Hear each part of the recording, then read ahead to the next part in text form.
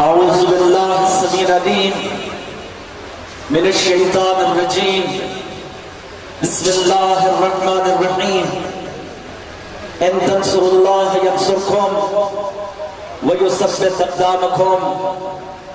اے ملت اسلام کے عظیم نوجوانوں، بزرگوں، بھائیوں، بہنوں، آج کے اس پرشور میں ہم اس ہادی برحق کے منتظر ہیں کہ جن کے انتظار میں آج پوری دنیا میں کروڑوں سپاہی رہبر معظم کے فرمان پر لبیک کہتے ہوئے اپنی منزل کی جانب رواں دواں ہے۔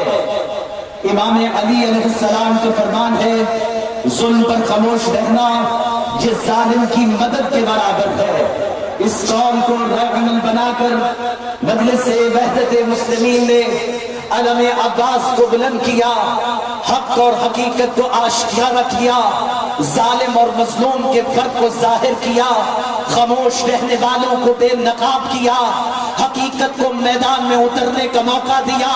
روح رواں بن کر ملت تشیع کے عظیم علماء، انقلابی علماء میدان میں وارد ہوئے، اور جس طرح آج کے اس میدان میں حجت الاسلام والمسلمین آقائی علامہ راجہ ناصر عباس جعفری، روح قائد علامہ مفتی جعفر حسین، قائد شہید علامہ عارف حسین حسینی کے وارث بن کر اس سرزمین پر وارد ہوئے جو سرزمین حقیقت میں قیادتوں کی امین رہی، قیادتوں کی محافظ رہی، قیادتوں کے ہم پلہ رہی، قیادتوں کے ہم آس رہی، قیادتوں کا ساتھ دی۔ آج اسی طرح جس طرح پہلے دو قیادتوں کو آپ نے اپنی وفا کا عظیم مظاہروں سے انقلاب برپا کیا، آج اس حقیقی روح رواں، اس قیادت اور اس مشن کو لے کر چلنے والے اس عظیم مجاہد کا اسی طرح ساتھ دیں گے جس طرح مفتی جعفر کا دیا، شہید قائد کا دیا، تو آگے بڑھ کر اس آزمی کے ساتھ، اس کے ساتھ وفا کا عہد کرو، ان نعروں کے ساتھ لبیک یا حسین، لبیک یا حسین، لبیک یا حسین، لبیک یا حسین، لبیک یا حسین، لبیک یا حسین، لبیک یا حسین، لبیک یا حسین۔ شہید عارف حسین الحسینی کا لہو، ڈاکٹر مصطفیٰ چمران، شہید بہنر، شہید عباس موسوی، شہید آیت اللہ مزاری، شہید ڈاکٹر محمد علی نقوی، شہید فتح شکاکی، شہدائے شورکوٹ، شہدائے نیا، شہدائے مظفر گڑھ، شہدائے کرمداد قریشی، شہدائے مومن پورہ لاہور، شہدائے پھکر، شہدائے ڈی آئی خان، شہدائے پارا چنار، شہدائے کراچی، شہدائے گلگت، شہدائے اسکردو، شہدائے چلاس، اور بھی نہ جانے ایسے کتنے شہیدان راہ حق کہ جنہوں نے اپنی جانوں کا نذرانہ حضرت حضور سید الشہداء کے حضور پیش کیا، اور ان کی لبوں پر جاتے ہوئے صرف ایک ہی نعرہ تھا، تم کس کس کو مرواؤ گے؟ یہ ساری قوم کس کس کو مرواؤ گے؟ تم کس کس کو مرواؤ گے؟ مجھے افسوس ہوتا ہے ان بد نصیبوں کی خاندانی شرمندہ پیدائش پر۔ عقل کے اندھے آنکھوں سے نبی نے ختم اللہ علی قلوبہم وعلی سمعہم وعلی ابصارہم کی گھومتی پھرتی تصویری لاشوں پر منافقت کے بولتے ہوئے شداد چند سپاہی بنا کر دھمکی دیتے ہیں، عباس کے علم رکھنے والوں کو دھمکی دیتے ہیں، ان جوانوں کو جن کے پاس آج ایک زندہ امام ایک قوت اور طاقت رکھتا ہے۔ ارے تمہارے بم کے اندر طاقت کیا ہے؟ تمہاری کلاشن کوف کے اندر طاقت کیا ہے؟ جو طاقت پرچم عباس کے اندر ہے وہ طاقت تیرے پاس نہیں ہے۔ تیری طاقت اس علم کے سامنے کیا طاقت رکھتی ہے کہ جو علم تیرے نکاح توڑ دیتا ہے۔ طاغوت کا دل گھبرائے گا،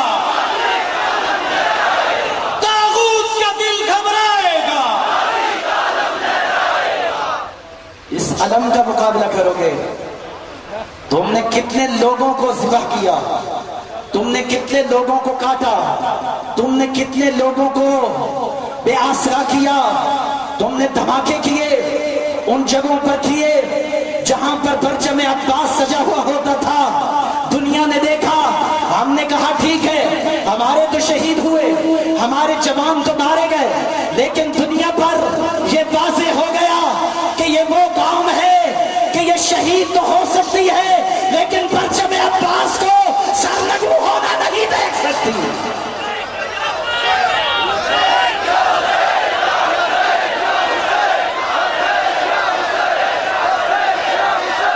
کراچی میں ہم نے دیکھا انہوں نے بم بلاسٹ کیا، کیا پرچم عباس جھکا؟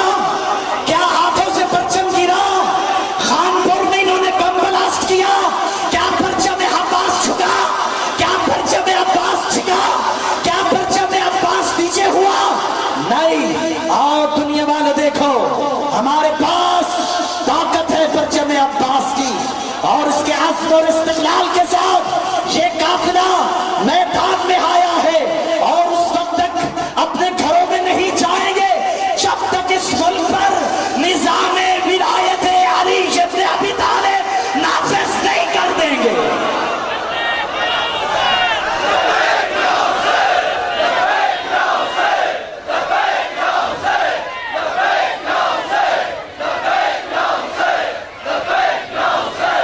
میں سلام پیش کرتا ہوں مجلس وحدت مسلمین کے سیکرٹری جنرل کو، اس وقت میدان میں وارد ہوئے جب 12 چنار چل رہا تھا، ماؤں کی شکموں سے بچے نکال کے ذبح کیے جا رہے تھے، کوئی قوم کا پرسان حال نہیں تھا، ہر روز واقعات ہو رہے تھے، مائیں بے آسرا تھی، بچے یتیم ہو رہے تھے، لوگ مایوسی کا شکار ہو رہے تھے، کوئی پرسان حال نہیں تھا۔ یہ مرد کلندر اس زمین پر، پاکستان کی سرزمین پر وارد ہوئے، اور انہوں نے امام زمانہ کے ساتھ عہد کیا کہ اے امام زمانہ، ہم آپ کے ساتھ عہد کرتے ہیں، اب اگر موت آئے گی تو ہمیں روڈوں پر آئے گی، ہم گھروں میں موت قبول نہیں کریں گے۔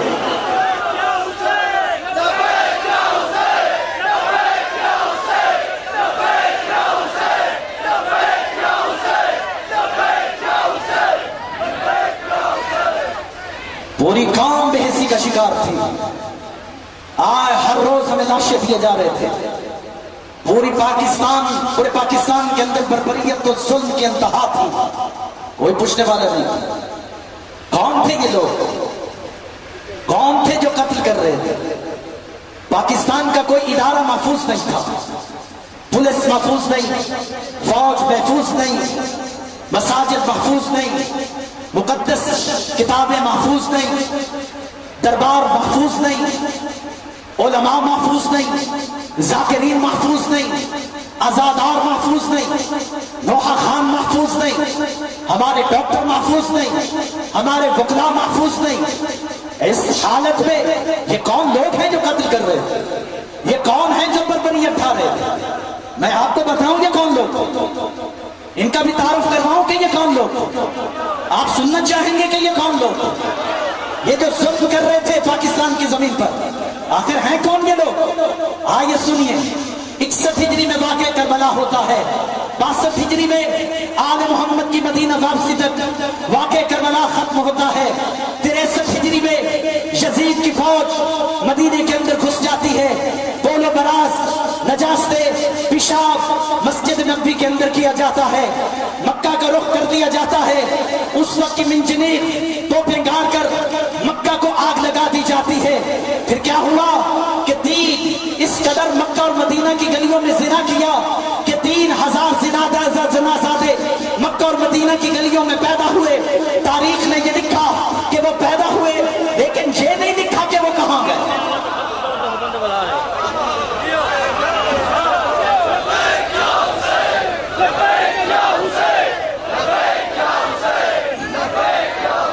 قتل کر دیے گئے، جلا دیے گئے، بہت بڑا کنواں کھودا گیا، اس میں ڈال دیے گئے۔ اگر یہ تاریخ لکھتی ہمیں چین آتا، ہمیں سکون آتا، ہم مطمئن ہوتے کہ یزید کے ظلم کے نتیجہ پیدا ہونے والے یہ حرام زادے پیدا تو ہوئے، قتل کر دیے گئے، جلا دیے گئے، کنواں کھودا گئے، اس میں ڈال دیے گئے، مگر تاریخ نے یہ نہیں لکھا، یہی لکھا کہ وہی بچے پیدا ہوئے، جوان ہوئے، ان کی شادیاں ہوئی، پھر ان کے بچے پیدا ہوئے، پھر ان کی شادیاں ہوئی، پھر ان کے بچے پیدا ہوئے، پھر ان کی شادیاں ہوئی، پھر ان کے بچے پیدا ہوئے، پھر ان کی شادیاں ہوئی۔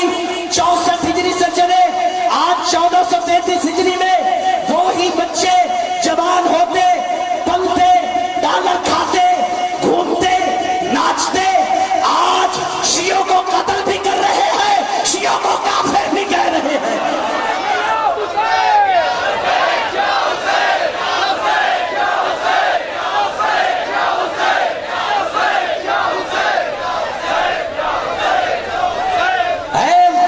غیوشیوں، اے عصر کے حلال زادے، ولایت علی قدم بھرنے والے موالیان حیدر کرام، اب آپ کی مایوسی کے دن ختم ہو گئے، اب آپ کو سہارا نہیں چاہیے، چاہیے تو فقط امام زمانہ کا اور ان کے نائبین کا جو وارد ہوئے میدان میں، کہ اس وقت تک چین سے نہیں بیٹھیں گے جب تک پاکستان سے مہنگائی کو ختم نہیں کریں گے، غربت کو ختم نہیں کریں گے، یہ لوڈ شیڈنگ کا خاتمہ نہیں کریں گے، بے روزگاری ختم نہیں کریں گے، اس ملک کو نظام ولایت علی دیں گے۔ اگر آپ چاہتے ہیں کہ اس ملک پر نظام ولایت علی نافذ ہو تو کیا ہمارا ساتھ دو گے؟ اٹھو گے؟ اٹھو گے؟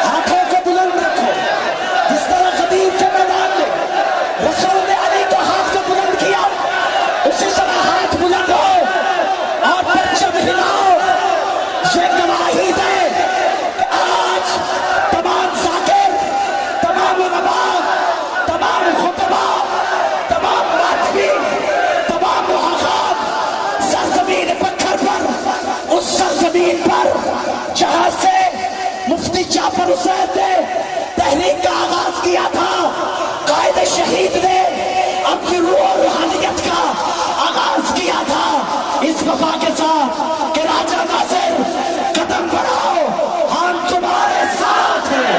راجہ ناصر، راجہ ناصر، راجہ ناصر، اس کی فکر راجہ ہے، اس کی سوچ راجہ ہے، اس کا عزم راجہ ہے، جس نے چند دنوں کے اندر صرف پاکستان میں نہیں پوری دنیا میں حق اور حقیقت کا پرچم بالا کیا اور انقلابی کیفیت کو پیدا کیا۔ اور یہ تائید امام زمانہ ہے، امام زمانہ کی نصرت ہے کہ اس وقت پورے پاکستان میں ہر جگہ پر مجلس وحدت مسلمین کے تمام اجتماعات کامیاب و کامراب ہو رہے ہیں۔ اور انشاءاللہ جس طرح راجہ صاحب نے حکم دیا کہ انشاءاللہ ہم 1 جولائی کو سرزمین پاکستان کے عظیم زمین مینار پاکستان پر جمع ہو کر اپنے سیاسی لاہ عمل کا اعلان کریں گے اور اس قوم کو اپنی شناخت دیں گے، اس قوم کو پکار دیں گے، اس قوم کو عزت دیں گے، اس قوم کو مقام دیں گے۔ اٹھو حسینیوں، بیدار ہو جاؤ، یہ تمہاری بیداری۔ اس میدان میں حجت الاسلام والمسلمین آقائی علامہ راجہ ناصر عباس جعفری، روح قائد علامہ مفتی جعفر حسین، قائد شہید علامہ عارف حسین حسینی کے وارث بن کر اس سرزمین پر وارد ہوئے جو سرزمین حقیقت میں قیادتوں کی امین رہی۔ اعظم کے فرمان پر لبیک کہتے ہوئے اپنی منزل کی جانب رواں ہے۔ امام علی علیہ السلام کا فرمان ہے ظلم پر خاموش رہنا یہ ظالم کی مدد کے برابر ہے۔ اس قول کو عمل بنا کر مجلس وحدت مسلمین نے علم عباس کو بلند کیا۔ حق اور